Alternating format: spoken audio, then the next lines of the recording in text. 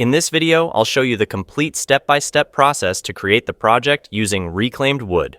Hello, I'm Allison. Welcome to this channel. New videos are posted weekly, always with content about creative woodworking. If you enjoy this type of content, please like the video, subscribe to the channel, and turn on notifications so you don't miss future videos. To ensure you don't miss any details about the work being done, don't skip the video and watch until the end. The wood I'll be using for this project is a piece of door jamb. It still has a hinge attached. It measures just over 1 meter and 20 centimeters in length. The part to be used is 10 centimeters wide. I'll cut off this damaged end using the miter saw, ensuring it's squared.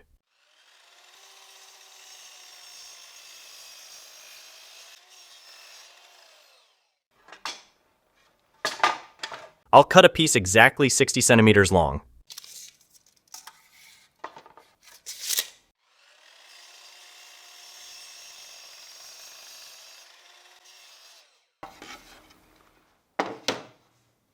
Using the table saw, I'll trim both sides to make it straight. In the end, it will be 10 centimeters wide. Since this piece has a curve, I'll use this wood as a guide in the middle. It's very straight on this side, so I'll position it like this on the wood to be cut.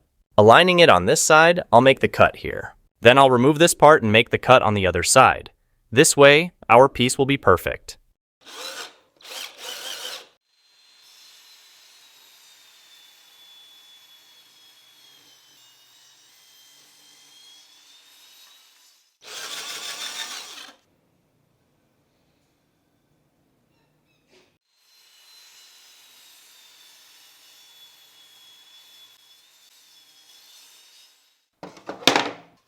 From this remaining part, I'll do the same to get a straight cut, but I'll only use a small piece that's 2.5 centimeters wide.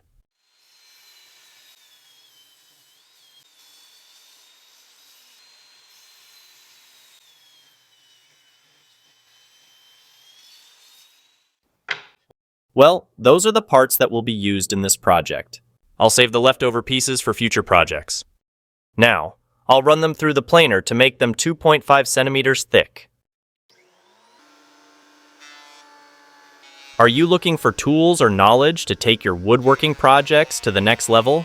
Then, at the end of the video, check out the links I left in the description and the first pinned comment.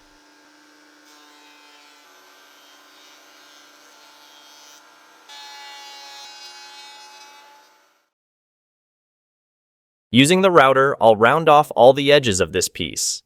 The bit I'll use has a 30 millimeter diameter.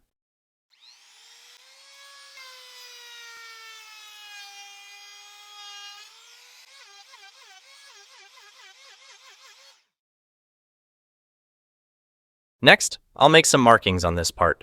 Using the tape measure, I'll mark it 5 centimeters, 15 centimeters, 25, 35, 45, and 55 centimeters. With the square set at 4 centimeters, I'll mark the opposite direction on all of them. To drill, I'll use the hand drill with a 2 millimeter bit and a 6 millimeter countersink bit. The drilling will be done at an angle, around 15 degrees. This part is a bit larger, at 6 centimeters.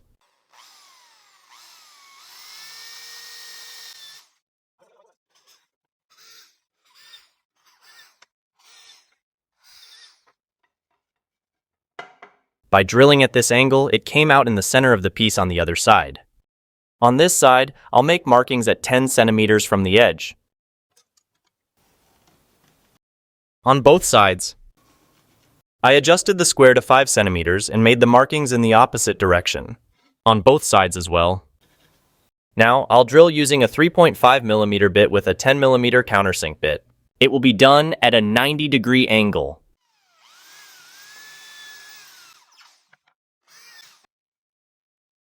On this part, I'll sand with the random orbital sander using 180 grit sandpaper. On this other part, I'll sand manually only.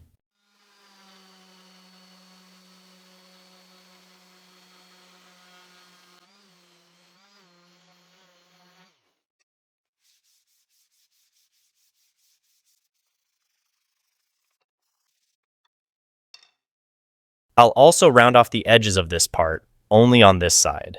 Here are the 10 centimeter marks. The bit I'll use here is the same as the one used on the other piece.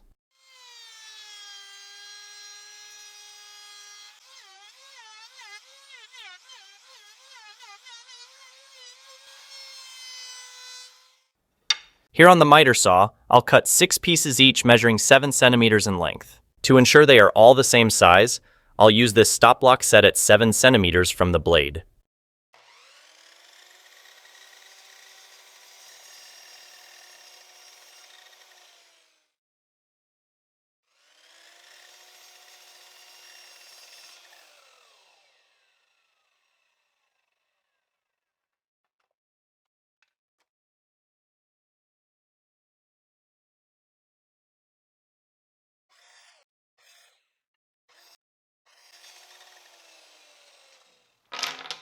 Using the sander, I'll round off one side of each of them.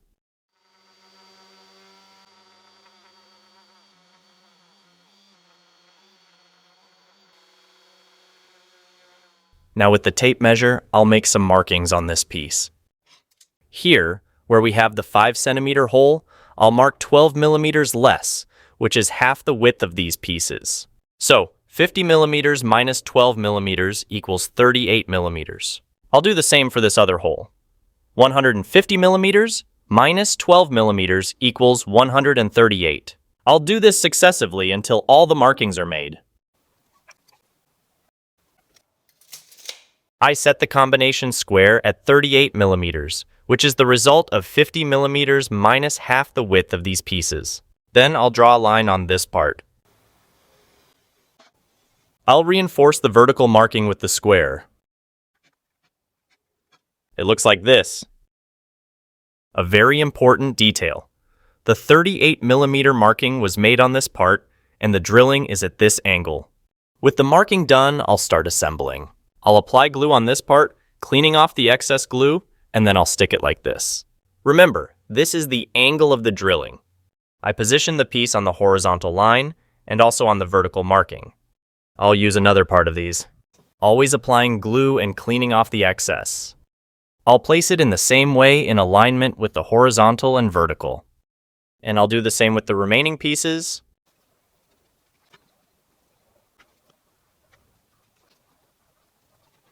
Here are all the parts glued. I'll leave them like this until the glue dries, then I'll reinforce the fixation from the back. To clean the markings, I'll use a damp cloth. This will remove the marks easily. With the gluing done, I'll finish the fixation. I'll place the item like this. Now I'll use the hand drill with this 2 millimeter bit and drill holes in the pieces that were placed.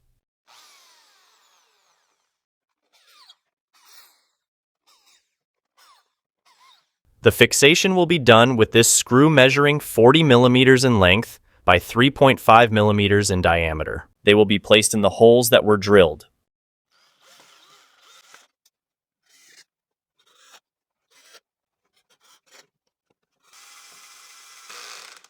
Before painting, I'll sand manually using 360 grit sandpaper.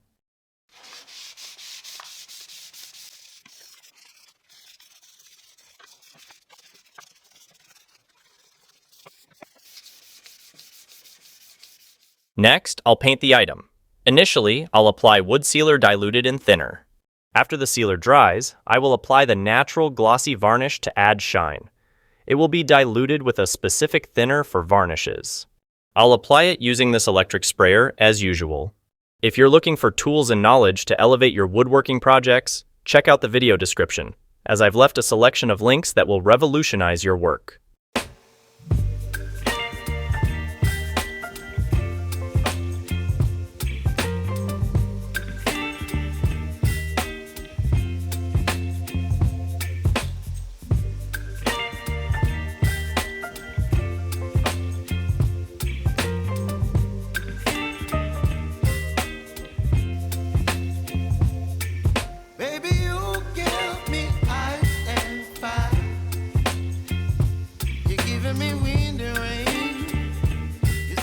Well folks, here is the finished project, a beautiful wall coat rack. If you'd like to purchase a similar item, check out the first links I've provided in the video description. If you enjoyed this work, please leave a like, subscribe, and share the video with friends. Let me know your thoughts in the comments. It will be a pleasure to respond to you. Check out other fantastic projects that will be shown on your screen. Thank you for watching, and until the next video.